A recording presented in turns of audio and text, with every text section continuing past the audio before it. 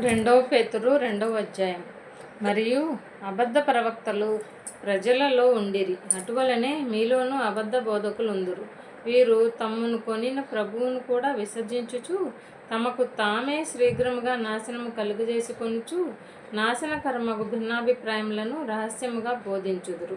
కపట ప్రవక్తలు. ద్వితీయోపదేశకాండం 13:1-5, ద్వితీయోపదేశకాండం 18:20-20, 1 రాజులు 18:19-40, 1 రాజులు 22:6-7, యెషయా 9:15, ఇర్మియా 2:8, ఇర్మియా 5:31, ఇర్మియా 14:14, ఇర్మియా 28:1-9, యెహెజ్కేలు 13:2-7, మీలో మత్తయి 7:15, మత్తయి 24:11, అపోస్తల కార్యాలు 20:29-30, రోమా 16:17-18, గలతీ 1:7, ఫిలిప్పీ 3:18, 1 తిమోతి 4:1-2, 2 తిమోతి 4:3, యాకోబు 4:1. అనేక శతాబ్దాలుగా అంత విజయవంతమైన పద్ధతిని సైతాను అంత తేలికగా వదులుకోలేడు. భూమిపై మొట్టమొదటి కపట ప్రవక్త సాక్షాత్తు సైతానే. ఆదికాండం 3:4, యోహాను 8:44 చూడండి. వినాశకరమైన కపట ప్రవక్తలు వ్యక్తుల ఆత్మలను, మొత్తంగా సంఘాలను నాశనం చేస్తారు. మత సంబంధమైన అబద్ధాలు చాలా ప్రమాదకరమైనవి. సైతాను చెప్పిన మొదటి అబద్ధం ఆదికాండం 3:4 మానవాళి అంతటినీ పతనం చేసింది. అతడి అనుచరులు అనేక మంది అబద్ధాలు చెబుతూ మనుషులను ఆ పతన స్థితిలోనే ఉంచుతారు. దొడ్డిదారిన. 2 కొరింథీ 11:13-15, గలతీ 2:4, యోధా 1:4. కపట ప్రవక్తలు తమ కపట ఉపదేశాలను క్రైస్తవుల్లోకి చొప్పించకముందు బహు కుయుక్తిగా వారికి చేరువవుతారు. అసత్యానికి కొంత సత్యాన్ని కూడా కలిపి అది చాలా ఆకర్షణీయంగా కనిపించేలా చేస్తారు. వారికి అనేక మంది సంఘాల్లో, డినామినేషన్లలో అందరి ఆమోదం పొందిన కాపరులు, ఉపదేశకులను తమను కొన్న మత్తయి 20:28, 1 కొరింథీ 7:23, గలతీ 3:13, ప్రకటన 5:9, క్రీస్తు అందరి కోసము విడుదల వెలగా తనను ఇచ్చివేసుకున్నాడు. 2 తిమోతి 2:6. ఆ కపట బోధకుల విషయంలో కూడా ఇది నిజం. ఎవరైనా సరే పశ్చాత్తాపపడి శుభవార్తలో నమ్మకం ఉంచితే ఎవరినైనా సరే రక్షించేందుకు అందరికీ సరిపోయినంత వెల చెల్లించాడు యేసు ప్రభువు. కపట బోధకులు క్రీస్తును తిరస్కరిస్తారు. అంటే ఆయన దేవుడు కాదనవచ్చు, లేదా ఆయన చేసిన బలి అర్పణ అవసరం లేదనవచ్చు. అయితే వారు తమను క్రైస్తవులని చెప్పుకుంటారు. క్రీస్తును వారు తిరస్కరించడం చాలా కుయుక్తిగా, చాటుమాటు వ్యవహారంగా ఉంటుంది. రోమా 16:18 పోల్చి చూడండి. తమ మీదికి ఫిలిప్పీ 3:19. కపట ఉపదేశకులు తమ పైకి తామే అరిష్టం తెచ్చిపెట్టుకుంటున్నారు.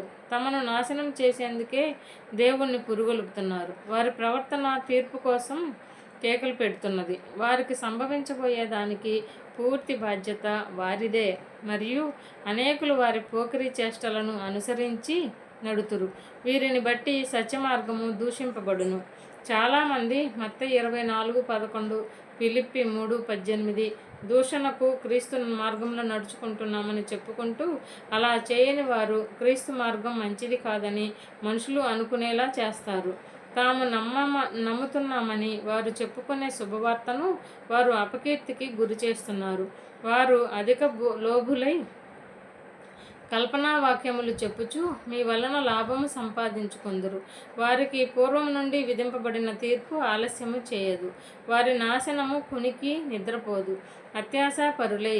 15వ వచనం, రోమా 16:18, ఫిలిప్పీ 3:19, 1 తిమోతి 6:5, 1 తిమోతి 6:10. వారి మత సంబంధమైన కార్యకలాపాలు దేవుని కోసం కాదు, ఇతరుల కోసం కాదు, వారి స్వలాభం కోసమే. కళ్ళబొల్లి మాటలు. 2 పేతురు 1:16, తిమోతి 4:7, తిమోతి 6:20-21. తీర్పు. దేవుడు వారికి ఇంతకుముందే తీర్పు తీర్చాడు. తగిన సమయంలో వారిపై చర్య తీసుకుంటాడు. దేవదూతలు పాపము చేసినప్పుడు దేవుడు వారిని విడిచిపెట్టక పాతాళ లోకమందిలి కటిక చీకటి గల బిలములోనికి త్రోసి తీర్పుకు కావలి ఉంచబడుటకు వారిని అప్పగించెను.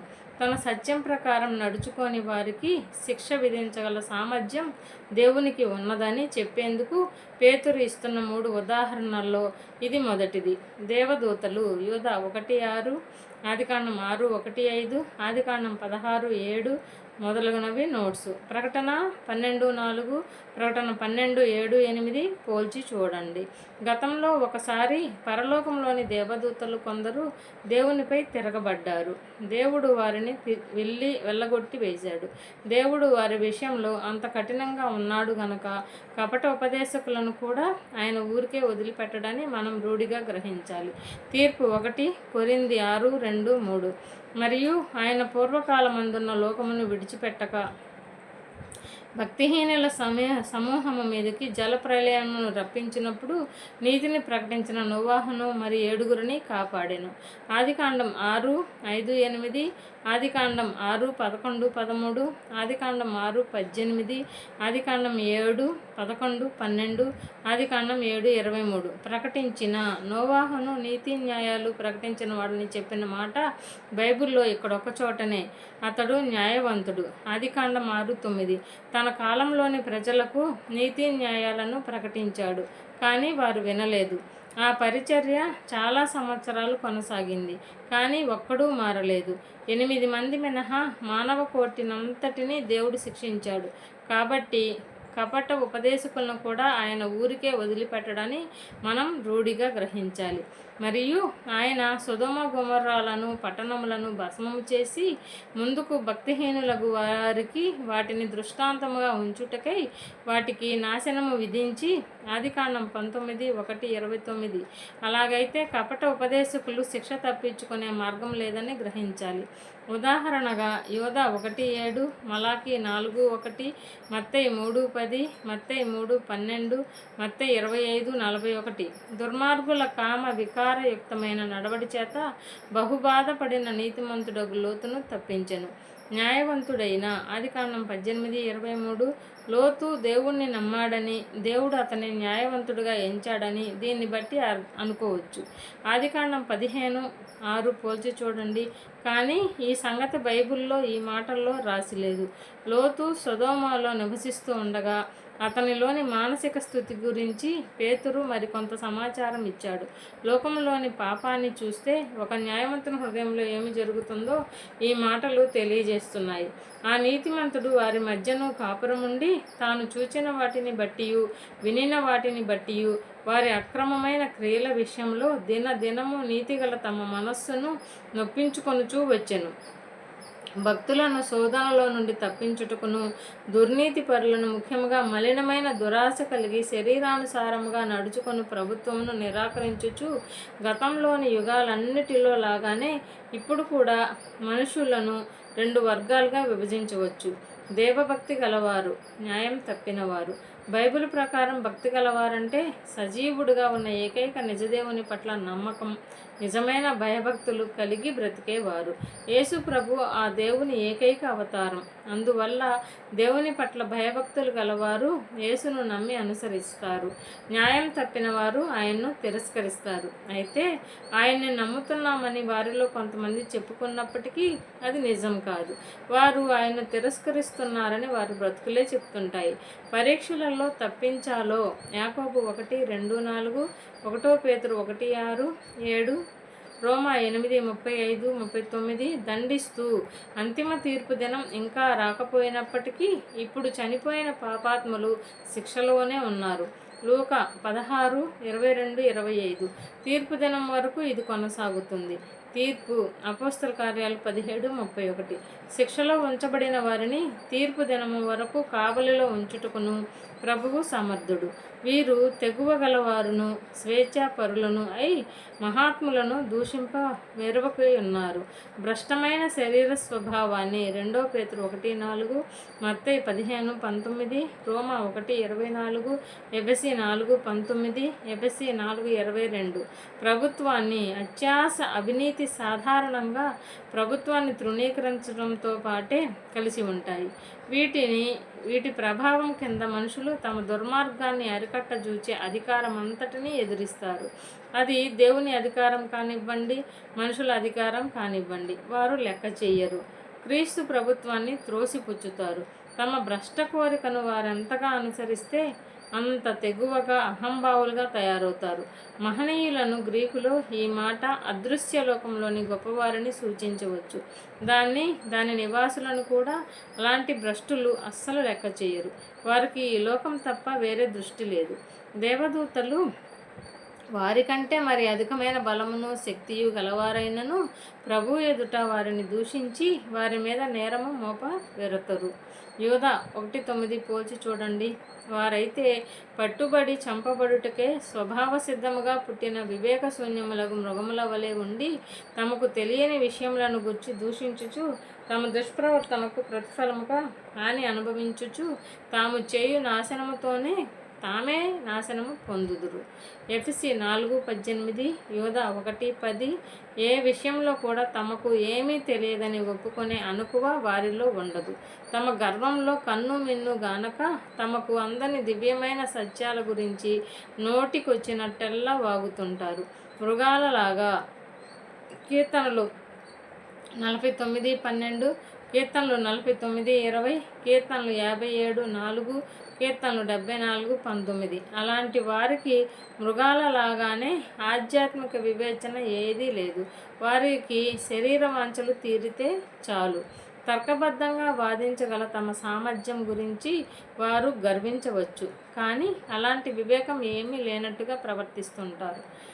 ఒకనాటి సుఖానుభవము సంతోషమని ఎంచుకొందురు. వారు కలంకములను నిందాస్పదములను అయి తమ ప్రేమ విందులలో మీతో కూడా అన్నపానములు పుచ్చుకొనుచు తమ భోగముల యందు సుఖించుదురు.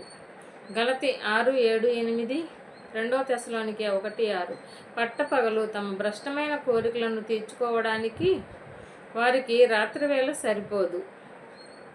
వారికి సిగ్గు ఉండదు. తమ పాపాలను చీకటి మాటున దాచే ప్రయత్నమేమీ చెయ్యరు. విందులలో అపోస్తల కార్యాలు 2:42, యోధ 1:12, 1 కొరింథీ 11:20-22 చూడండి. వ్యభిచారిణిని చూచి ఆశించుచు పాపము మానలేని కన్నులు గలవారును అస్థిరులు అయిన వారి మనస్సులను మరలు కొల్పుచు లోభిత్వమందుండు సాధకము చేయబడిన హృదయము గలవారును శాపగ్రస్తులను అయ్యుండి ఆడవాళ్ళందరి వైపు మోహంతో చూస్తూ వారిని ఎలా వశపరుచుకోవాలా అని ఆలోచిస్తూ ఉంటారు. ఆలోచనల్లో, కోరికల్లో, చర్యల్లో అస్తమానం పాపం చేస్తూ ఉంటారు. మత్తయి 5:28-30. అత్యాశ. వచనం 3. శాపానికి 1 కొరింథీ 16:22, గలతీ 1:8-9, హెబ్రీ 6:8, ఆదికాండం 4:11, ద్వితీయోపదేశకాండం 16:22, సామెతలు 3:33, యెషయా 24:6. తిన్నని మార్గమును విడిచి బేయేరు కుమారుడైన బిలాము పోయిన మార్గమును బట్టి త్రోవ తప్పిపోయిరి. బిలాము. యోధ 1:11. ఇతని సంగతి సంఖ్యాకాండం 22-25 అధ్యాయాల్లో ఉంది. సంఖ్యాకాండం 22:1-7, సంఖ్యాకాండం 22:14 నోటు. కపట ఉపదేశకులను, కపట ప్రవక్తులను డబ్బు చెల్లించి అద్దెకు తెచ్చుకోవచ్చు. డబ్బు లేక లోక సంబంధమైన ఇతర లాభాలే వారికి కావాలి. విడిచి 1 యోహాను 2:19. ఆ బిలాము దుర్నీతి వలన కలుగు బహుమానమును ప్రేమించును. అయితే తాను చేసిన అతిక్రమము నిమిత్తము అతడు గద్దింపబడెను. ఎట్లనగా నోరు లేని గార్ధబము మానవ స్వరంతో మాట్లాడి ఆ ప్రవక్త యొక్క వెర్రితనము అడ్డగించెను. సంఖ్యాకాండం 22:28-31. వెర్రితనాన్ని, ఎవరైనా తన ఉద్దేశాలను, అభిప్రాయాలను దేవునికి తెలియకుండా దాచిపెట్టాలనుకోవడం పిచ్చితనం.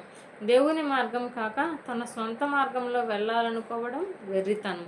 వీరు నీళ్లు లేని బావులను, పెనుగాలికి కొట్టుకొని పోవు మేఘములను అయి ఉన్నారు.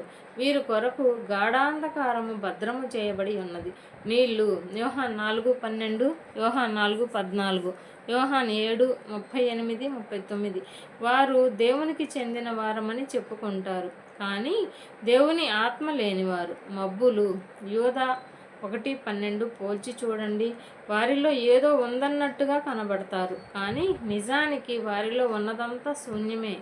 తమ పేరాశ, చెడు కోరికలు అనే గాలికి వారు కొట్టుకుపోతారు. కటిక చీకటి, ఈ భూమిపై వారు చీకటిని కోరుకుంటారు.